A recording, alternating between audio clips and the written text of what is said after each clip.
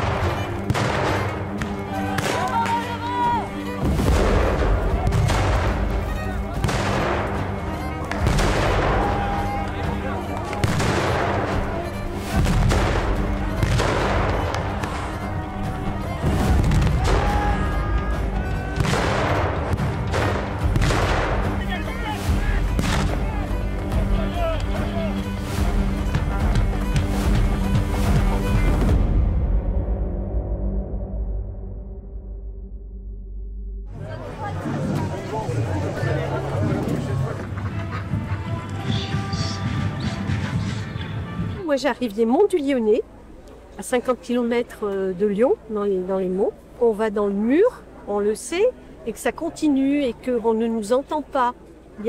C'est impossible de parler sereinement du nucléaire en France, c'est secret défense. Et ça commence à être pesant, surtout pour mes enfants, mes petits-enfants, les générations à venir. Il faut arrêter de nous balader avec une énergie propre.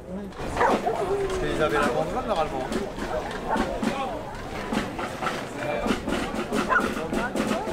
Ça fait 30 ans, mais aujourd'hui, on est dans une phase où la demande d'autorisation de création est en train d'être étudiée par les autorités. Les experts et expertes indépendants provenant de la société civile ont pointé des énormes risques dans tout le processus de ce projet. Et aujourd'hui, l'ANDRA, qui mène ce projet, n'a pas les réponses qui permettraient de garantir que ce projet serait complètement sûr. Et on sait que de toute façon, à moyen et long terme, les déchets nucléaires qui vont être enfouis dans le sous-sol vont remonter et sûrement polluer les nappes phréatiques. La question de la subsistance, c'est aussi évidemment la question de l'eau. La contamination au nucléaire, c'est la contamination de l'eau, c'est la contamination de toute notre vie. C'est vraiment l'instauration d'un monde toxique sur ce territoire et partout ailleurs. Et du coup, on voulait aussi très fort remercier les camarades de l'Hydre de l'eau qui en plus ont ramené cette incroyable mascotte marionnette, l'Hydre de l'eau présent en force ici. Aujourd'hui, c'est important de visibiliser qu'un tel projet est en train d'être étudié par l'autorité de sûreté nucléaire et de radioprotection. Parce que l'issue et la décision qu'elle va prendre va conditionner le fait qu'il y ait ou non de la radioactivité sur ce territoire. Aujourd'hui, Bure, c'est un territoire non nucléarisé. Et la validation de ce projet changerait complètement l'avenir du territoire.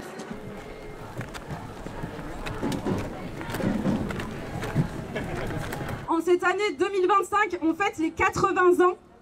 Pour la commémoration de Hiroshima et Nagasaki, on a des camarades japonais et japonaises qui nous font aussi le plaisir d'être là, en commémoration du coup de toutes les victimes, les centaines de milliers de victimes, toutes les personnes qui ont des maladies radio-induites, des cancers, etc., qui sont victimes du nucléaire, et notamment de sa dimension militaire. Et du coup, on est hyper heureux et heureuses d'avoir des camarades japonais pour penser ce temps-là et ce temps de commémoration. Nous, ce que nous allons donner aux générations futures, si ce projet se fait, c'est une contamination de tout un territoire pour des centaines de milliers d'années. Je parle évidemment des sols, des eaux. Et dans un moment où nous avons un gouvernement qui ne cesse de nous parler d'austérité budgétaire, il se trouve que ce projet vaudra au moins pour l'instant 37 milliards.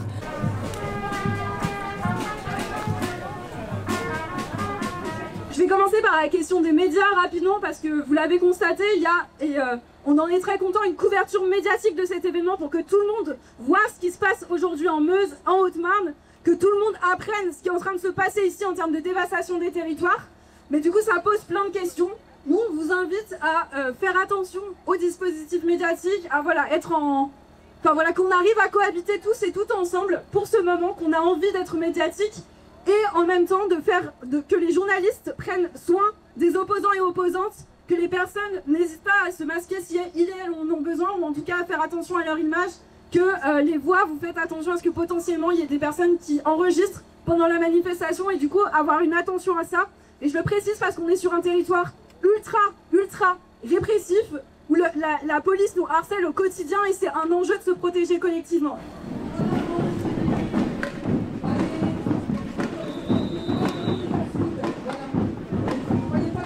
Bure a servi de laboratoire de la répression. Il y a eu une immense victoire qui est aussi un désaveu de ce que fait Emmanuel Macron depuis 8 ans en juin dernier, où l'association de malfaiteurs, une procédure qui a duré 8 ans, qui a coûté 1 million d'euros aux contribuables, qui a utilisé des moyens antiterroristes, des balises sous les véhicules, qui a intercepté 75 000 conversations, c'est-à-dire l'équivalent de 16 années cumulées d'écoute, et qui a mené à une association de malfaiteurs et des interdictions de territoire, est tombé totalement avec une relaxe et un non-lieu qui ont été prononcés.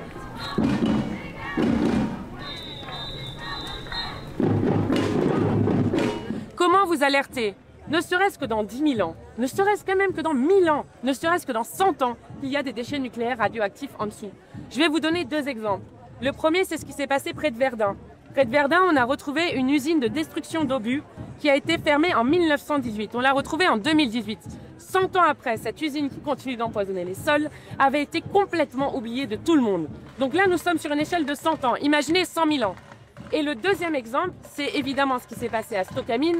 Stocamine où ils ont mis des déchets ultimes sous la plus grande nappe phréatique d'Europe et où ils ont promis à tout le monde que c'était réversible, qu'on pourrait enlever les déchets. Le résultat, c'est qu'il y a eu un incendie en 2002 sous terre avec ces déchets ultimes, qu'on s'est rendu compte qu'on avait perdu des données et donc on ne savait pas exactement ce qu'il y avait dans les colis et sous la terre. Et surtout, qu'on ne peut pas déstocker ces mêmes déchets. Donc la promesse démocratique qui avait été faite à l'époque ne peut pas être honorée. Et qu'est-ce qu'on propose maintenant? De couler du béton et de faire comme si cela n'avait jamais existé. Sur la question de la legal team, la question juridique, évidemment on a une base arrière juridique aussi. Alors normalement, j'espère que vous avez votre petit papier. Il y a des petits papiers qui ont été distribués comme ça, qui sont des petits papiers qui recoupent notamment le nom et le parole de nos avocats et avocates pour la journée. On a 3 avocats et avocates sur cette journée. On abandonne, ce n'est pas possible. Ou alors, la personne de Blas.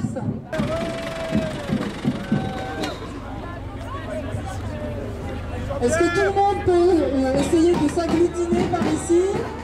Voilà, il y a les journalistes qui sont en train de monter du coup dans le télescopique de Jean-Pierre. Voilà, faites des figures avec vos bananes. Et juste à tout le monde, ce n'est pas un policier. Voilà, je vous dis c'est un ami vraiment, c'est vraiment un ami, il n'y a pas de souci.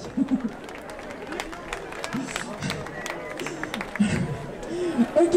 Dans cette journée de convocation du futur, l'enjeu c'est qu'on puisse laisser à nos générations suivantes les traces, l'héritage qu'on aura résisté, qu'on résiste ensemble, qu'on leur transmette les capacités de lutte et d'opposition. C'est la meilleure transmission qu'on peut laisser à nos générations futures.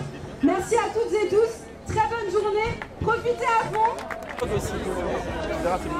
Livre de Vidal, le truc long, le monstrueux. Ah du coup on est d'accord, c'est pas pour manifester. D'accord. Sandra, dégage.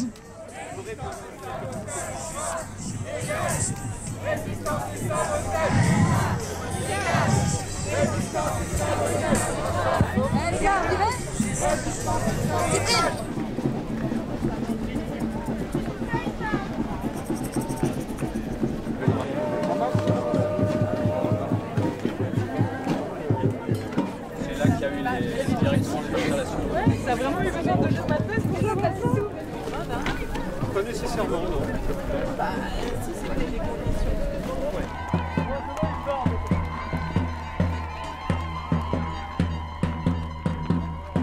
Ça nous enlève.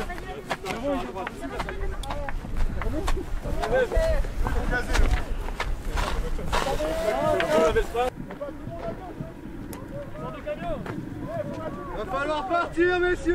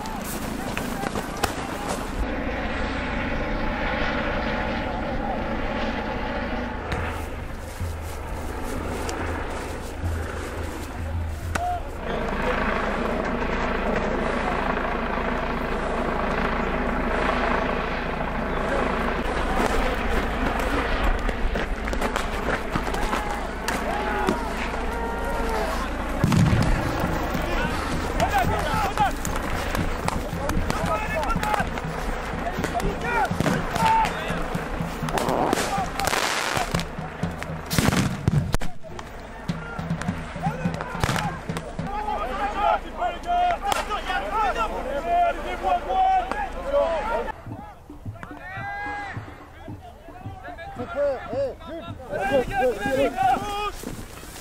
en ligne, bouclier bateau.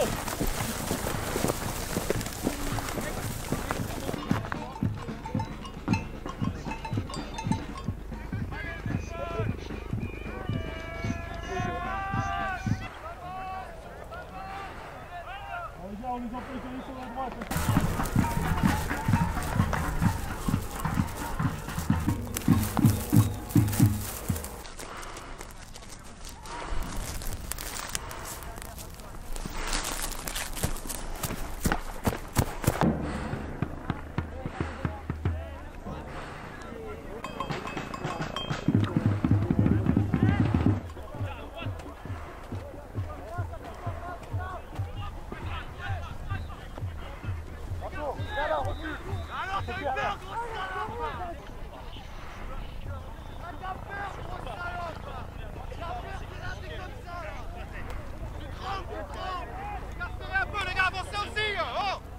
Arrêtez de regarder, putain! Ouais,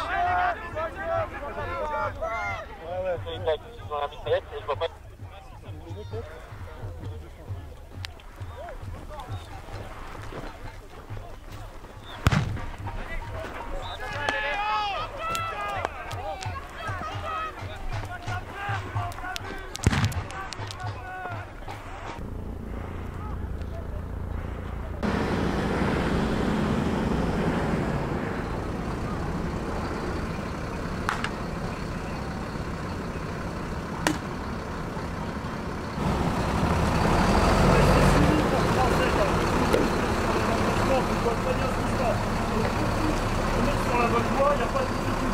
Maintenant, il faut continuer à exercer des tirs sur le bloc, même s'il part dans la bonne direction, pour continuer à le disperser. Donc, depuis vos positions respectives, PIPG inclus, vous continuez à exercer des tirs. Allez les gars, s'aligne. Bravo. Ici, il y a autorité, pas besoin de tester.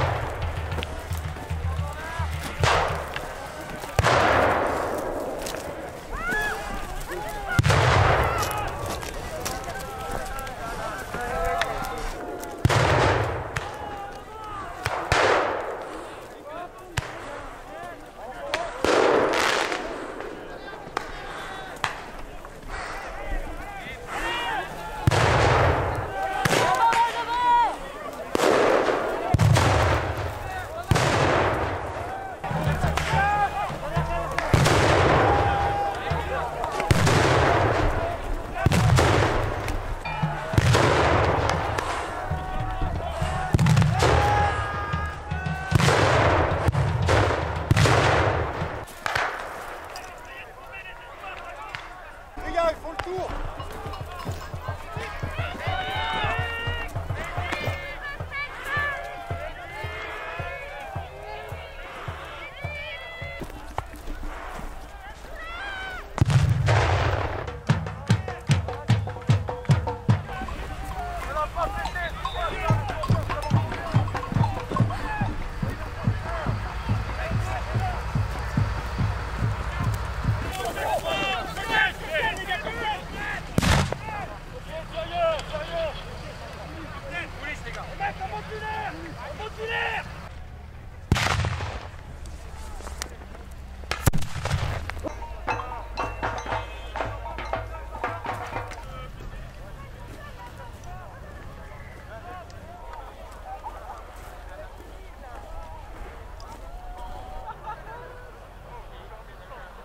Bernard,